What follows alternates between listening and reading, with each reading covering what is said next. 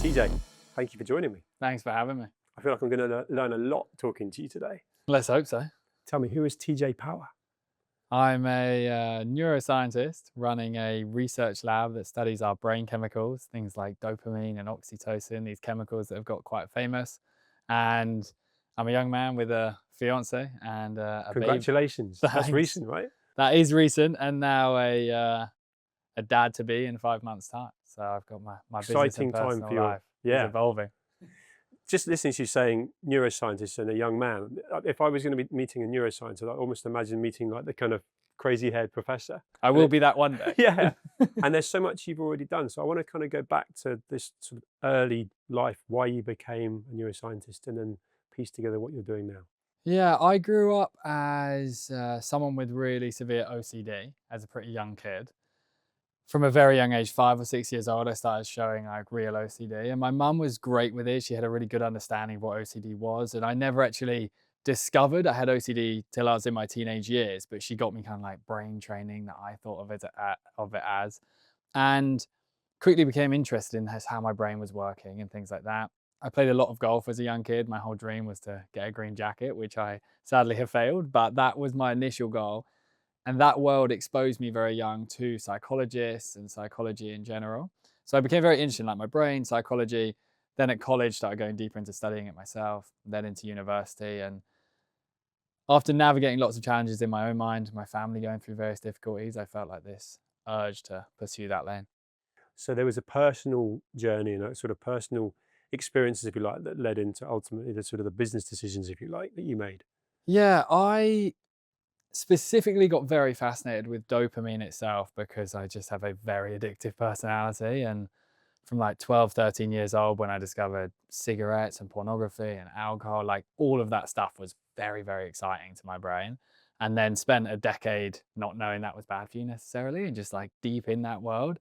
And then at the age of about 23, started thinking, oh, I want like to build a career and a business and a research lab, and realized that my current lifestyle was not going to enable that to be a reality. And then went on a big journey of like, how do you actually get out of being addicted to dopamine in the modern world? So how do you get it? Because that, I mean, fair play to you. You know, there are people consumed by that and people don't get out of that. Mm. You know, that's a difficult well to get out of once you've gone in, right? Especially with an addictive tendency. Yes, very hard. It's been the last 5 years. That's basically all I've been trying to figure out, both from a research perspective and deeply observing my own personal behavior. And I think nowadays it'd be very unlikely to ever meet a single human that isn't addicted to dopamine in some way. It could be gambling, it could be sugar, it could be booze, it could be phones, whatever it might be. And for me, it took like hitting a certain low point where I'd been to a festival and partied really, really hard, and I'd had to leave it early. I had a few days where I thought, wow, like I'm really not treating myself particularly well. And I had some honest thoughts around that. But ultimately, the only way out was I really hated the quiet. I hated boredom. I hated any time like away from my phone for prolonged periods of time. I'd started like a meditation mindfulness course and thought, oh, that would be easy at uni. And it was hell to sit in silence. And I set myself this challenge. This is around sort of COVID time, to see if I could go for like walks for a few hours without a phone.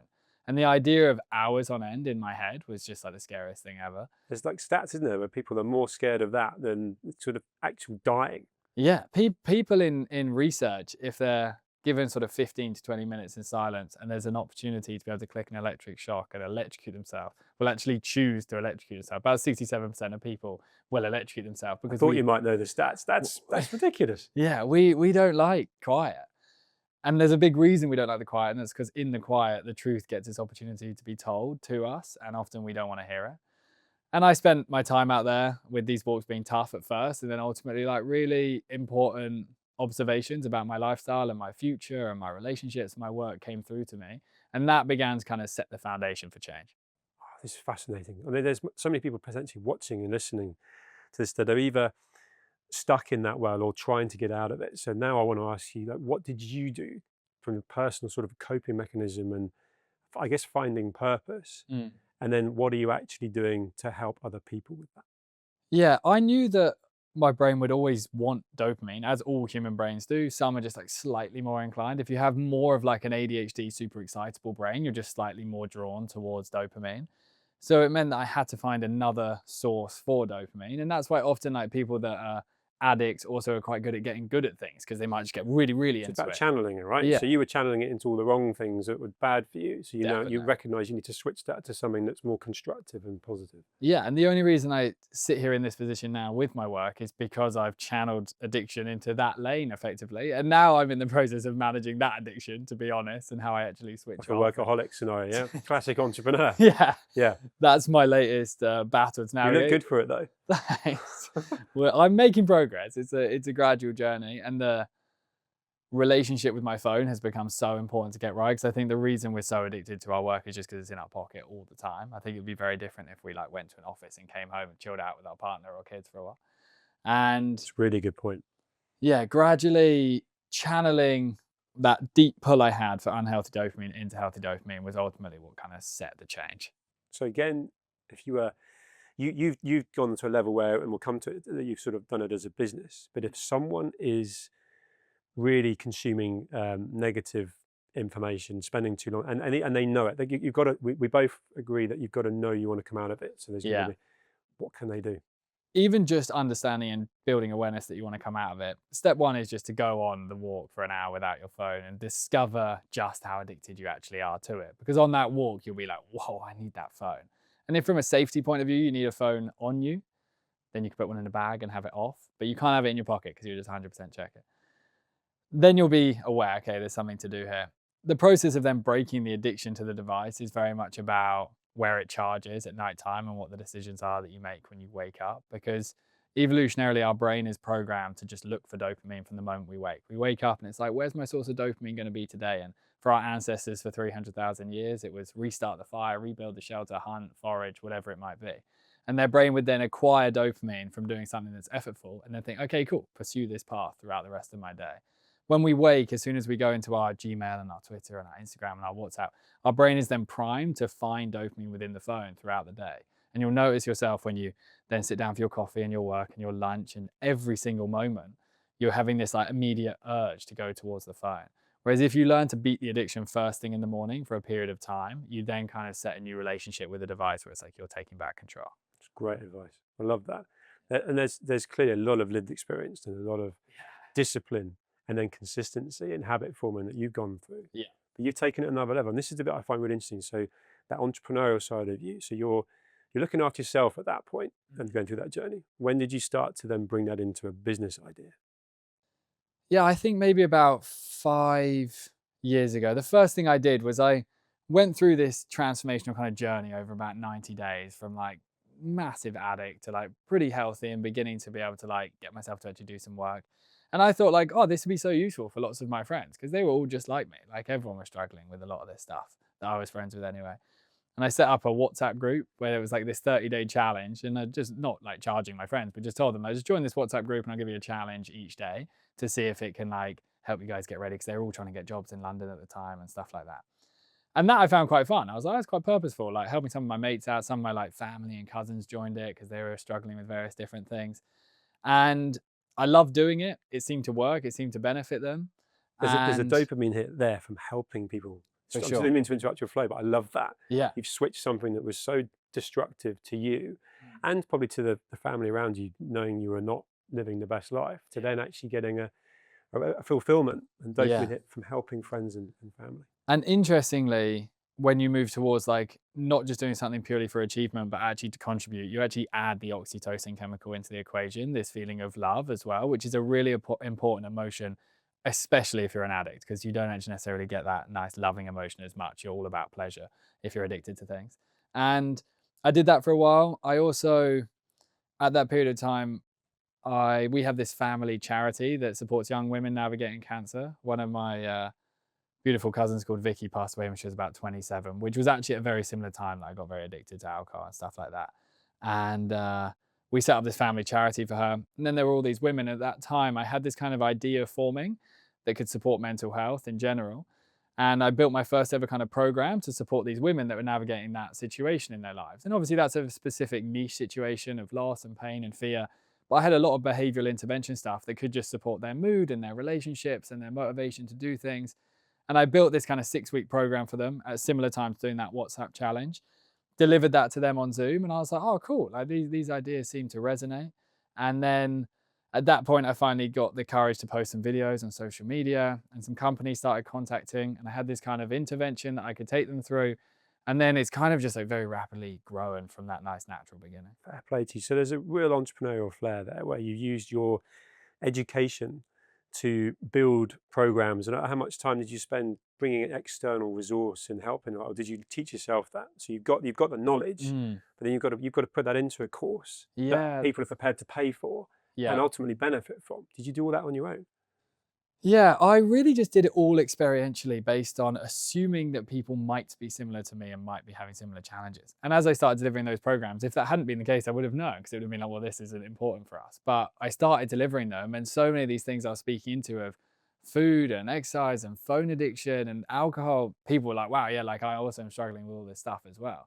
And Almost like real-time research, right? yeah, and it still continues to be that to this Yeah, day. I was just Like, thinking that because the business is Dose Labs, right? yeah, I want to those that. understand the sort of what we're building into the why of how you created that. Yeah. And then I want to sort of know who really is sort of wanting to work with you, if you like, and how they're benefiting. Yeah, so I began that process. At that point, I was very fortunate that a director at Coca-Cola contacted me and said, like, I've got quite a young team. You look young. Do you know how to like help them with their addictions to their phones and their productivity and their focus and their mental health? Because she was struggling with lots of them navigating difficulties with their mental health.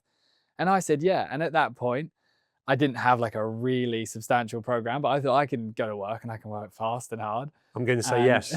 yeah, 100%, I was going to say yes.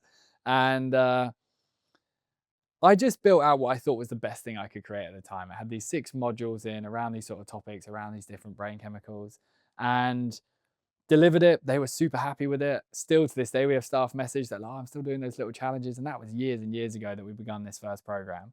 And then I've been through like unlimited refinement of how that protocol works to make it very specific 30-day challenges that employees can complete, that will connect them with one another, that will rapidly create change in their habits and their behavior and their performance in work and their well-being.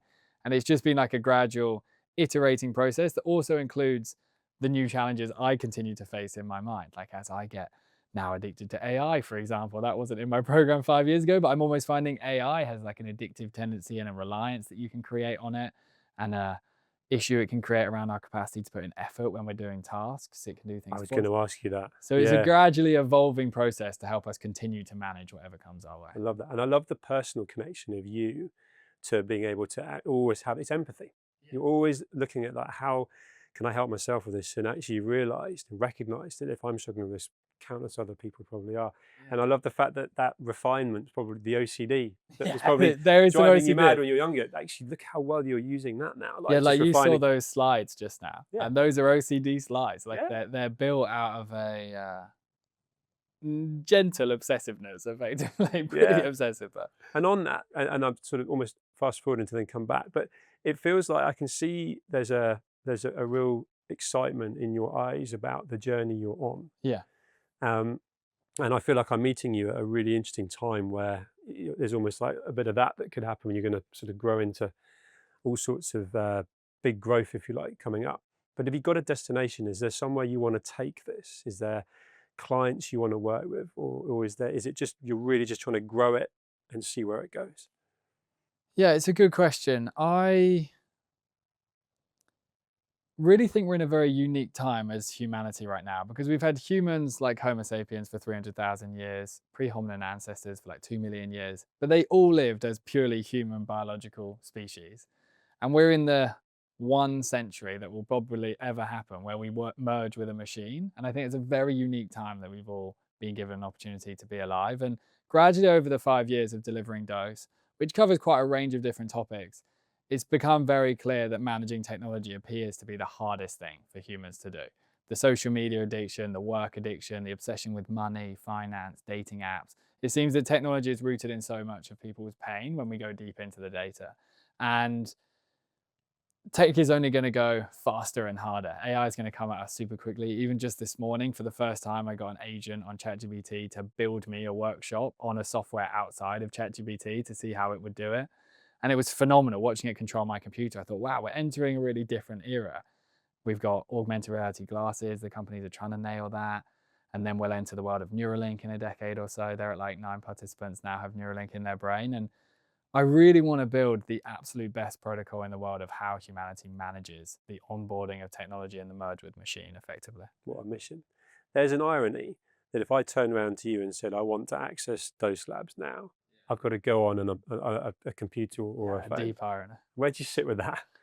I just don't see it as all bad technology. I think it's amazing. Like my whole life is enabled because of my phone, laptop, and social media. So it's how we use it, right? Yeah, I guess it's the knife that if you're cutting the bread on the table, it's for good use. If you're about to stab someone, that's clearly so it's how you use it, right? For sure. And it's similar to water. Like we need water pretty bad, but it can also drown us. So it's like it's a similar situation. And as a content creator, like I've had to be really disciplined with social media because it's very addictive, the ego-led side of social media with followers and likes and all that kind of stuff and views. And I've had to build really good parameters whereby now social media is like the most immense tool in my life, but it's not consuming me. And it's not just led to my business life. I also found my partner who's from Australia on Instagram. We met via Instagram DMs. So It's a like proper positive force for good, I'm right? pretty grateful to At least social that's media. the social part living to its name, right? Yeah, and Well, we actually, you don't know this, but I was sent your Instagram handle by 2 people over the last few weeks saying, Okay. do you know TJ? You should film with TJ. oh no, So okay, that actually proves concept again, and then I'm looking at your content and thinking, Yeah. this guy looks really cool. This is someone I want to talk with. nice. And yeah, that's the situation we're in. We just got to figure out the best way to manage it, and there is a way in which we can manage it. As Dose Lab evolves, I'm very, very passionate about the kids side of things. I think currently humanity is making some really like challenging mistakes about how early kids are seeing like short form content and stuff on phones. It's totally uncensored as well, right? Yeah, it's Unless the uncensored. adults themselves, which not a lot of them are putting in barriers or censors. Kids can access everything. They can access everything, so you'll see a lot of stuff you shouldn't too young. You'll be very worried about the survival of the planet because of all the like intense news stuff, the pornography stuff. But even with all of that, even if it was just David Attenborough and it was a short form feed of David Attenborough, which is great content, if it's a short form feed, it's going to burn their dopamine to pieces and break the key resource that's going to enable them to put in effort in their life. And good mental health and a good life comes from effort. And if you break a kid's molecule that gives them the capacity to put in effort, we're going to face a world where not just mental health wise we're struggling, but economically we're going to be really struggling because there's going to be an entire generation that struggle to actually contribute to companies. Oh, so well articulated. It's also quite scary. Scary, Which but there is a solution. Yes. So for anyone because we've had a chat outside of here, break down what Dose Labs is and the initials specifically. Yeah, so DOSE is this acronym for dopamine, oxytocin, serotonin, and endorphins. Very conveniently, it happens to spell dose, those 4 chemicals. I was on a walk like 4 years ago, and I was teaching a lot at university about dopamine and oxytocin and serotonin, but not endorphins at the time. I'd studied it, but it just wasn't deep in the lecture series I was delivering. And then I was like, oh, endorphins, oh, it spells dose on this walk. And I thought, oh, that's cool. But I didn't even get that excited because I just assumed someone else is going to have nailed a book about dose, and came home, there was nothing, which is just like, was a crazy. Must have been a cool moment. Yeah, that's my motivation went high then, and then I basically worked like Registering an animal the for domain 4 name, years. trademark, yeah. Trademarks, everything, the book. And each of these chemicals have a very specific function for us in our lives. They're kind of seen on social media as like just like happy hormones, but they have much more to give than that. Dopamine is this motivation chemical, enables us to do hard things. Oxytocin connects us to people, enables us to experience love, which is arguably the thing we need most in the world, and we're lacking oxytocin massively. Serotonin is all about our mood and our energy levels and keeping us kind of like steady and stable in our mind. And then endorphins de-stress us and take away our kind of like anger and frustration, which is an emotion that's very common in the modern world. And as we go through a process with Dose Lab, we just get employees or students in schools or parents to deeply understand how their brain chemistry actually operates, and then begin completing challenges based on what we call the dose actions that begin to rebalance these chemicals, which is pretty fun. It sounds really interesting. Is there a more important one of the 4? So I guess what I'm saying is if for whatever reason someone was lacking one or wasn't in any way embracing one, is that damaging, or do we need them in a balance? Yeah, effectively, for our ancestors, they would have all lived in equal balance all the time because they would have constantly been doing. I always refer to our ancestors just for context because for 99.9% of human history, our brain was built for a very specific lifestyle. And then we just suddenly changed it to indoor sedentary tech-based living. And our brain chemicals are still like, I just want to be out hunting and like chilling out in nature. Their brain chemistry still wants Hence that. the work, hence the constant work. Yeah, hence the constant work. And so their brain chemicals were imbalanced. They were doing hard stuff for dopamine, deeply connected with their group to survive for oxytocin. They lived in nature for serotonin. And physically, they were so much more active for the endorphins. They just lived in harmony with their brain chemistry. And that's why when people meet people from the Hadza, for example, a tribe in Central Africa that still operates today, and they try and describe mental health to them, like anxiety, depression, stress, burnout, inattention, they literally can't comprehend it. They're just so happy and they're so We've steady gone so far and away from so that, right? motivated because we're really misaligned to what nature wants us to be doing. Again, that being said, there is a way to live in harmony with nature in this modern world. You just got to have a good understanding. And in the modern world, in answer to your question, dopamine is the one that we're really screwing up because we figured out how to hijack it. We don't actually like hijack the other three chemicals, but with dopamine, we artificially spike it with sugar and caffeine and alcohol and phones, social media, pornography. And because we're artificially spiking it, it's very similar to if you got into a manual car, left it in neutral and just like rev the engine really hard, you'd like burn the engine out and the engine would eventually stop working. Every time we're kind of getting hits of dopamine, rapid hits from sugar and alcohol and social media and so on, we're burning the engine hard and we're exhausting the engine. So the engine's going like that. And then those moments where you're sitting there working, you're like, I know I need to do something productive, but I can't really be bothered. And every time a task gets a little bit difficult, you're like, oh, I'll just click on email. I'll just click on LinkedIn. I'll just do something else. I'll open TikTok. It's because this engine is so tired and we need to try and get the engine to work more efficiently again. Oh, that makes so much sense. I can relate to that. 100%. It goes back to, I was going to ask you, but you've already said, I was going to say, well, how do we get out of that? But that is put the phone down, let's go for the walk, let's train yourself off it, small steps, and just, and be present, I guess, with it. Because I mean, the bit that scares me is I'm 47. I can remember life before all of this. So I can kind of have that sort of, I didn't always do this, but the kids coming through that have had a device in their hand and that's all they know, Yeah. that's, untraining that is going to be tricky.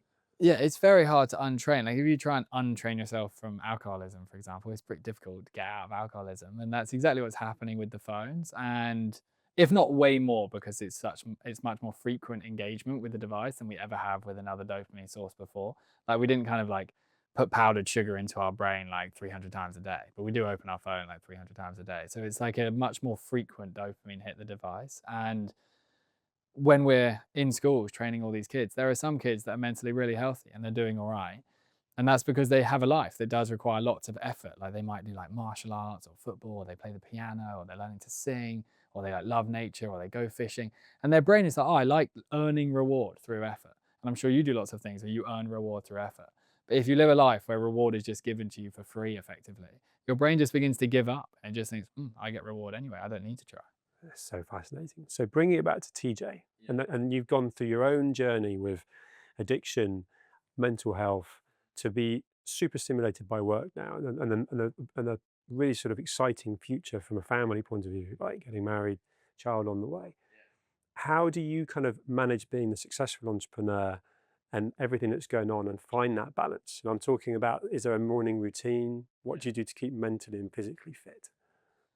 Yeah, I mean, there's definitely routines, and I'll go into them. But there's also like an underlying philosophy that I'm progressively understanding in my mind around work itself. And it's really based on how these different brain chemicals operate and what will actually fulfill a human being. Because dopamine, for context, is designed to actually never fulfill you and always make you want more. For our ancestors, that meant they never got complacent with the quality of the fire they made and the shelter they built and their method of hunting.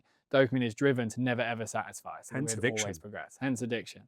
And they were effectively quote unquote addicted to making fires and hunting and stuff. That's a pretty healthy addiction to have if you're trying to survive. And I went through a really interesting experience over the last year because for 5 years, I had some really, really big dreams as to like, could I get on some of the biggest podcasts in the world? Could I get a big book deal to like go global? Could I get to a certain amount of followers on Instagram? Could I reach a certain amount of revenue? And I've been so blessed to actually have that experience take place over the last 12 months, but have had this unnerving reality check of the fact it actually didn't feel as good as I was expecting it to feel. And the like anticipation of like, oh, what will like my life be like? Will my mental health just be perfect when I finally get that goal? The reality is you enter it and it's like, okay, so how do we make the revenue more efficient? And how is my next book going to be bigger? And how do I get more followers and more podcasts? And there's this acceptance I'm going through of, whilst I'll remain incredibly ambitious because my brain can't stop the desire to hunt, I'm actually kind of accepting that oxytocin is actually more of a path I want to pursue. And the life I can create for Georgia, my partner, and I, and this future baby, and the way in which I can try and find fulfillment in that lane is actually helping me calm down my work addiction. Because I'm accepting that if I'm to sit on my phone all night, every night, or work on my laptop on the Saturdays and Sundays, which I have done for 5 years, just I think it's important to recognize that. work like a Yeah, nutter, I've really, really gone for it and realized that I could do that for the next 20 years, but I may feel exactly the same as right now if I do. It might not actually be the thing that then finally fills up. Like, yes, I've done it. So I've remained incredibly ambitious, remain incredibly hardworking, but I'm beginning to try and choose oxytocin, choose loving moments and slow moments much more frequently. And my partner and I are doing lots of like routine-based challenges to try and orient towards oxytocin being our priority and not dopamine. sorry, you've thrown me because I want to know what they are, but I sort of mentioned that important note because that entrepreneurial journey, that work to get to where you've got to, you've had to put that work in. You've had to, and you've chosen to. But you've also had, and you've obviously clearly manifested and worked towards this huge social following and business success, if you like, on podcast. But you also recognise if you fast forward to 20 years' time and you didn't have a wife and kids, the legacy side of things is missing, right? For sure. So bringing it back to these challenges, that's really interesting. Can you give me an example? And this is the interesting thing about the entrepreneurial journey and the desire for ambition, because in the pursuit of now oxytocin, and I'll explain exactly what that means, I'm actually finding my entrepreneurial brain is actually working better because it's not so exhausted, and my creativity and my capacity to work efficiently is improving. So the first challenge we did was very simple, and it was called meals, bedroom, bathroom. Meals, bedroom, bathroom. We'd repeat that like a mantra. And it was that you weren't allowed to look at a screen in those three environments, any screen at all, TV, iPad, or phone. So you have your meals, and you just got to make sure you eat them without a screen. So whether you're with each other, that's nice and easy. You just talk. When you're on your own, it's harder. Like you sit there for 10, 15 minutes looking at a wall without a meal, and it's like, that is obviously what humans did forever, but suddenly it's like very understimulating. But your brain just like has some time and it winds down a little bit. You then have the bedroom component. Not having a screen in a bedroom is hard. Like to never take your iPhone into your bedroom. And there's all these things in our mind, like we need it for an alarm, we need it for all these emergency calls that never arrive. And we gradually tried that, getting it out of the bedroom. That was a process. And then the bathroom, which for some is easy. Some people might say, oh, it's gross to take your phone to the bathroom. The mass take their phone to the bathroom, that's for sure. And in these moments, we were just trying to create more opportunity for downtime in our brain. Be present. Yeah, be present. And there's this interesting challenge society faces. If you look at that niche example of being with your partner, when you lie in bed and you both scroll your social media feeds and you're not talking to each other or like cuddling or being intimate, your brain is choosing dopamine over oxytocin. It's choosing the thing that won't fulfill you over the thing that will actually fulfill you, which is this interesting interplay where we're choosing something that we know isn't going to fill us up over something that would fill us up. And it's this addiction that we found ourselves in. Gradually, as we've done more of these challenges this week, we've done 7 days without TV, which has been hard. Like I like the TV. I like all this stimulating stuff. And so on my lunch break, it's like, right, I'm just going to sit and look out the window. And then what I've discovered though, is then I come back, like I'm working hard on book 2 at the moment. And over the last like 8 days, I've basically, since doing this TV screen-free experiment, have basically cracked the whole second book, which I've been struggling with for 4 months. But I was in overstimulation, burnout, exhaustion. Not making the time. No, not making time. And then now having these moments where I just like sit and do nothing, which I don't enjoy. Like I'm not someone that's like a monk. Like I find it pretty stressful doing that. But the downtime has proved to actually be really powerful to the entrepreneurial journey and feeling more fulfilled, like from a personal relationship point of view. So it's been cool. Mate, I said to you when we first sat down, I was going to learn from you. I'm learning so much. I feel like I just need to keep tipping you upside down and pour it out. There's a lot of things that you could attribute and associate with being successful, and you've had a lot of success along this journey. Sitting here now, and I think it's a really interesting time to ask you this, where you've achieved a lot of things that you would have, if you'd ask a younger version of yourself, you'd say, if I can achieve that number of followers, and I wouldn't that'd be be success. believe it. Yeah. Yeah, but sitting here now, what is your definition of success? I still want obviously immense progress with Dose Lab. Like I want that Nothing wrong with ambition. Continue to fly. But if I was like looking like 10 years from now, like what would I consider me personally feeling really successful would just be whether I feel like calm in my body and brain. Like if I feel chilled out and like quite like relaxed in life, I think that would be me feeling successful. A year ago, I would have said like this size book deal or like this certain amount of reach online or whatever it may be. But I had the thing and it just didn't fill the thing. It just gave me this like slight like disappointment. And it's very common, that experience, like this whole gold medal syndrome where people win the Olympics and then suddenly they feel like, and it's like because our brain struggles with the fact it achieves a thing and it doesn't actually feel as good as it expected to. So I'd say my definition of success probably would be just feeling calm.